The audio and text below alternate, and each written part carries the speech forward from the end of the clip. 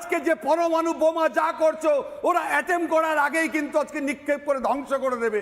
অতএব আমরা আপনি বলছেন পরমাণু বোমা চালিয়ে দেওয়া উচিত, দরকার পড়লে চালিয়ে দেওয়া উচিত। নিশ্চয় না, না, আমি বলছি যে ওরা যে থ্রেটটা করছে আমাদের পরমাণু বোমা রয়েছে, আরে ভাই সে সুযোগ পাবে কি করে? তার আগেই তোমাকে শেষ করে দেবে, তার আগেই তোমাকে সমুদ্রের তলায় ভাসিয়ে দেবে।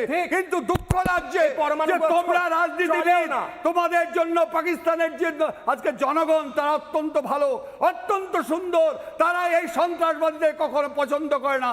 তোমাদের রাজনীতি, তোমাদের আজকে যে সন্ত্রাসবাদের বিরুদ্ধে আজকে যেভাবে তারা লড়াই করছে তাদের জন্য আমাদের দুঃখ হয়। কারণ আজকে আমাদের জানতে হবে যে অত্যাচার দীর্ঘদিন ধরে আজকে পাকিস্তান করে আসছে, তার জন্য আজকে এতদিন পরে এবং থ্যাঙ্কস জানাই আমাদের ভারতের প্রধানমন্ত্রী সহ ইন্ডিয়া গভর্নমেন্টের প্রত্যেককে, যারা আজকে এই অসভ্য বর্বরের বিরুদ্ধে আজকে রুখে দাঁড়িয়েছে এবং ফলে 140 নয় 138 কোটি মানুষ কিন্তু আজকে সৈন্য, তারা কিন্তু আজকে সৈন্য রূপে আজকে আমরা দেখতে পাচ্ছি প্রত্যেকে। এবং শেষ করছি, তোমরা কাশ্মীরে বলছো আজকে সাধারণ মানুষের হাতে আর্মস দিয়ে দিচ্ছে। শোনো ভাই, আমরা থানায় থাকতে ডাকাতি বন্ধ করার জন্য আর্জি পার্টি করতাম এবং তারা বলতো স্যার রাইফেল পাবো না, আপনি আমাদের লাঠি রাখার সহযোগিতা করেন, লাঠি রাখবো।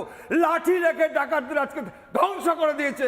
অতএব পাকিস্তানের জনগণ যেভাবে অর্থনৈতিক আজকে ধ্বংস করে দিয়েছে, যেভাবে আজকে ঘোর শহরটাকে মেরেছে, যেভাবে আমার বিএসএফ জন্টু শেখকে মেরেছে, এটার আমরা তীব্র প্রতিবাদ নয়, সারা বিশ্ব আজকে জেগে উঠেছে। অতএব এটার পরিসমাপ্তি হচ্ছে পাকিস্তানকে ধ্বংস করতে হবে। পাকিস্তানকে একদম ধ্বংস করে গুঁড়িয়ে মাটিতে মিশিয়ে দিতে হবে না, এটাই হতে চলেছে, এটাই হবে, এটাই ভবিতব্য। আপনারাও দেখবেন, আমরাও দেখব, চোখের সামনে পাকিস্তান 5 টুকরো হবে। আজ সিন্ধ